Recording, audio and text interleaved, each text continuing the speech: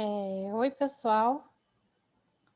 Hoje a gente vai falar de alguns complementos dos modelos de tecnologia endógenos que a gente tem visto, né, ou semi-endógenos. Então, o primeiro é um texto que aparece nas aulas do Hamilton, né, provavelmente do Paulo também, eu não cheguei a ver, que trata daquele modelo de líder-seguidor de tecnologia, né? Então, a primeira coisa que o Acemoglu, o Robinson e o Verdier querem saber é que tipo de capitalismo é melhor, né? Porque eles identificam que teria, digamos, dois modelos capitalistas, né? Um modelo mais liberal dos Estados Unidos e um modelo um pouco mais coordenado dos países nórdicos, né? Então, o que ele percebe é que os dois têm taxas de crescimento parecidas, né? Porém, os países nórdicos são menos ricos, né? Digamos, eles têm um PIB per capita um pouco mais baixo e, no entanto, eles têm mecanismos de segurança social melhores e menos de desigualdade, né? Enquanto que os Estados Unidos são bastante desiguais e, no entanto, eles são vistos como um país muito inovador, né? Então, ele procura assim, explicar o que vai causar a diferença entre esses duas formas de capitalismo e perguntar por que não seguem todos os modelos dos nórdicos, né, que no final das contas poderia ser que tenha um maior bem-estar. Então, vamos ver. Realmente as rendas são diferentes, mas as taxas de crescimento são parecidas. E é muito provável que, em termos de bem-estar total, né, o fato de não ter desigualdade acabe sendo favorável às pessoas que moram nos países nórdicos, apesar do PIB per capita maior, né, menor do que os Estados Unidos, né? Então, em termos totais, eu vou preferir ter uma sociedade menos desigual do que e um pouco mais pobre do que uma sociedade muito desigual e mais inovadora, mais à frente tecnologicamente, né? Isso é uma hipótese, mas é bem provável que seja verdade. E aí ele procura ver por que não acontece, então, de todo mundo ser que nem os nórdicos, né? Porque é bastante plausível que as pessoas consigam fazer essa transição de um capitalismo mais liberal para um capitalismo mais coordenado, que é factível, apesar da dificuldade inerente de uma transição, né, do sistema econômico. Mas então, por que isso não parece que acontece muito, né? Então, ele levanta duas hipóteses. A primeira é que no mundo globalizado, os países vão se especializar em, tipo, setores econômicos diferentes, né? Produções específicas que algumas vão ter uma vantagem comparativa de você ter uma economia mais liberal. Então, a gente poderia pensar que os Estados Unidos se especializam em alguma coisa que encontra num ambiente mais liberal e menos gerido pelo governo, né, em termos de segurança social, um ambiente mais fértil. A segunda hipótese, as duas se baseiam bastante em interação entre países, né? Então, num sentido mais de equilíbrio geral dos diversos países. O segundo, a ideia seria justamente baseado naquele modelo seguidor-líder que vocês já viram, né? Em que um país é a pessoa que está inovando, né? Criando as novas ideias, então ele está sofrendo esse custo alto de criar as novas ideias, e o outro país está copiando as ideias. Isso tem em uma das monitorias que eu postei na semana passada. Agora eu não vou lembrar o título do vídeo, mas está lá. Então, esse modelo seguidor-líder é bom revisar antes de ver esse vídeo aqui.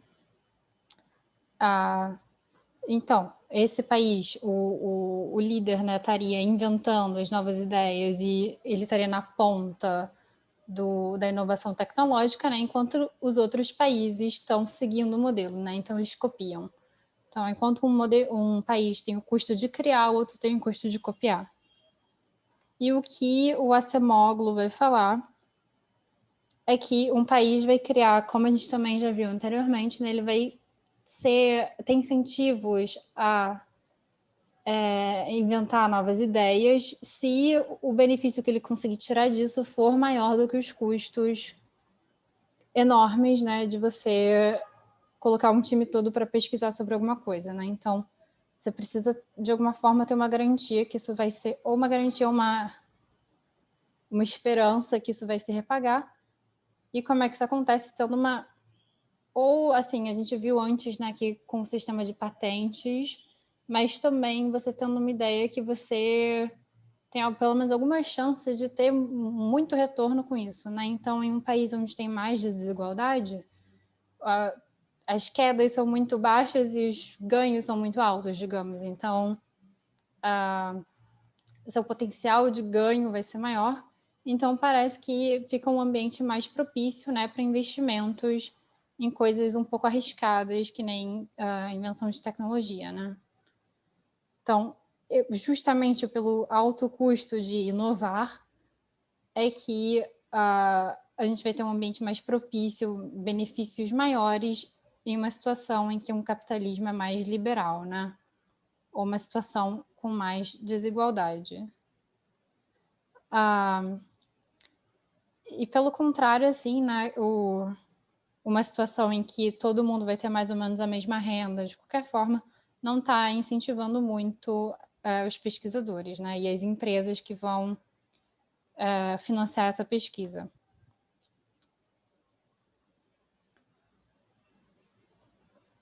Então, os governantes em um país líder tecnológico, né, como eles sabem que eles estão nessa ponta dessa tecnologia, eles sabem que cada centavo a mais que eles dedicarem à pesquisa vai ter um retorno de ampliar essa fronteira tecnológica, né? Então, o que eles vão fazer vai ser escolher políticas que levem a esse ambiente propício, né? Então, eles vão querer menos seguro-desemprego, por exemplo, menos benefícios sociais, justamente porque o país, se eles conseguirem incentivar maior pesquisa, ele vai realmente ampliar a fronteira de produção e ampliar, bom, o crescimento da tecnologia, né? Por outro lado, se você está num país seguidor, você mudar seus benefícios sociais para um capitalismo liberal, né? Não vai, na verdade, aumentar a quantidade de tecnologia disponível, né? Porque você é um país, como a gente viu naquele gráfico da aula passada, você só vai se aproximar um pouco da tecnologia, você vai mudar a sua ordem na hierarquia tecnológica mundial, como poderia ser dito. Então, na verdade, não vai fazer diferença na fronteira tecnológica mundial, né? A não ser que você chegue em primeiro, o que no caso não vai acontecer. Então, esses países teriam poucos ganhos de adotar esse estilo de capitalismo, justamente porque a fronteira tecnológica não vai se alterar, né? Eles só ficariam em outra ordem. Então, o que eles vão fazer? Eles vão adotar como seguidores uma estratégia que diminua a desigualdade, que vai ter, na verdade, menos incentivo à pesquisa, porém mais benefício social. Então, o país líder ficaria com políticas que geram desigualdades, só que aí ele vai ser mais rico, né? Porque ele está na ponta daquilo e criando mais tecnologia, e mais desigual. E a estratégia do seguidor é que ele vai acabar sendo menos rico, né? Mas potencialmente ele vai estar melhor em termos de bem-estar. E o que acontece? Bom, a taxa de crescimento dos dois países é igual, né? Apesar dos níveis de PIB deles serem diferentes, como a gente viu no modelo líder-seguidor, eles, na verdade, o país seguidor cresce a mesma taxa de crescimento do líder, porque é a taxa de crescimento da inovação tecnológica, né? Então, e como é que isso explica a vida real? Bom, justamente como a gente viu, os Estados Unidos são tidos como um país mais inovador, né, mais na ponta da tecnologia. Ao mesmo tempo, ele tem mais desigualdade e ele tem um PIB per capita mais alto. A Suécia é mais tranquilazinha, né, em termos de desigualdade, só que ela não está, digamos, na ponta das novas tecnologias, mas ela está num bom nível de bem-estar, as pessoas provavelmente têm uma utilidade bastante grande tanto no PIB deles, que não é baixo, né, quanto nos benefícios sociais que eles têm. Então, assim, possivelmente os indivíduos da Suécia estão melhor, mas não é possível que todo mundo adote o esquema dos países nórdicos, né? Porque alguém tem que ser o líder. Se os Estados Unidos resolvessem... e também é importante falar que eles estão crescendo a taxas similares, né? Que é a taxa de crescimento da tecnologia do país de ponta. Mas se os Estados Unidos resolvessem migrar para um capitalismo coordenado, o que aconteceria seria que, na verdade, ia ter menos incentivo para o país da ponta criar novas tecnologias, né? Porque eles não iam mais ter uma disparidade tão grande entre a sua situação antes de criar o negócio e sua situação depois, né? Você não ia ter ganhos enormes. Assim como você também não estava tão mal antes, né? Se você fosse pesquisador. Então vai ter menos incentivo para você dedicar todo esse tempo e todo esse dinheiro com a criação de algo, que é como se você não fosse ganhar na loteria, provavelmente, né? Como se a loteria fosse baixa. Então, se eles não fizessem isso, ninguém ia estar expandindo a fronteira tecnológica e o PIB per capita do mundo ficaria estagnado, né? Então, a Suécia ganha de certa forma, mas não todo mundo pode fazer isso, né? Alguém tem que ser os Estados Unidos nesse modelo. A gente vê que o modelo explica bastante bem a situação atual, né? A situação desses dois países, desses dois tipos de capitalismo, e é bastante condizente com aquele modelo que a gente viu anteriormente, né? Então é interessante trazer esse texto do Semoglu. Aí a gente tem um texto sobre né, o fim do crescimento econômico per capita nos Estados Unidos, né? Esse autor, o Gordon, acredita que a gente tem uma ilusão de que o crescimento é para sempre, né? Contínuo e infinito. Mas que, na verdade, antes de 1700 não tinha virtualmente crescimento nenhum. E desde 1950, esse crescimento anual do nosso PIB per capita na verdade, aqui ele fala dos países mais de ponta da época. Então, né, até 1900 a Inglaterra e depois de 1900 os Estados Unidos. Então, eu digo nosso, mas eu quero dizer deles. Então, a gente vê que até 1700 estava bastante estagnado. Aí deu um boom. A partir de meados de 1900 começou a decair, né? Então, o que ele argumenta basicamente é que a gente tem essa impressão de que é para sempre, mas na verdade provavelmente isso é uma exceção, o que ele acredita, né? Que isso é exceção à regra e não à verdade. Ele tem alguns pontos para falar que é exceção à regra. Então, primeiro ele começa dividindo as fases de crescimento em 3. A primeira seria a primeira revolução industrial, né? Entre 1750, então a gente vê que bem na época em que começou realmente a crescer nossa riqueza per capita mundial, que a gente começou a usar a energia a vapor, né, o trem, são invenções bastante importantes, e a segunda revolução industrial, a partir de 1870, em que a gente teve, segundo ele, invenções muito, muito importantes, mas realmente assim trouxeram ganhos enormes, e proporcionaram, né, uma série de outras pequenas invenções em cima, então geraram uma quantidade de invenções e uma mudança de estilo de vida enorme, né, nesse período. E a terceira revolução industrial, que seria da informática e computação. Então, o que ele argumenta é que a segunda revolução industrial tem uma importância desigual em relação às outras, né? Para ele, a primeira revolução industrial foi boa, a segunda revolução foi uma mudança absurda, e a terceira revolução foi assim, tipo, tava caindo, tava começando a cair, deu uma voltinha para cima, né, e aí voltou a cair mais. Então, assim, foi um pouco paliativo. Então, para ele, o que acontece é que a segunda revolução industrial apenas trouxe inovações boas demais para se comparar, com qualquer outra, né? Então, a gente ter saneamento, eletricidade, começar a ter usado o petróleo como fonte de energia, são coisas que, assim, não tem um equivalente futuro a isso, né? Nunca mais a gente teria, segundo Gordon, uma revolução realmente tão grande no bem-estar.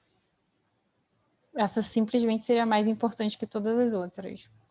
E o segundo argumento dele é que, assim, até desconsiderando que ele acredita que a segunda revolução industrial é inequiparável a qualquer outra, né? Mesmo se a gente continuasse crescendo os mesmos patamares disso, a gente tem hoje em dia várias coisas que vão diminuir o PIB per capita do 99% mais pobre da população. E o 99% mais pobre da população somos todos nós, né? Então,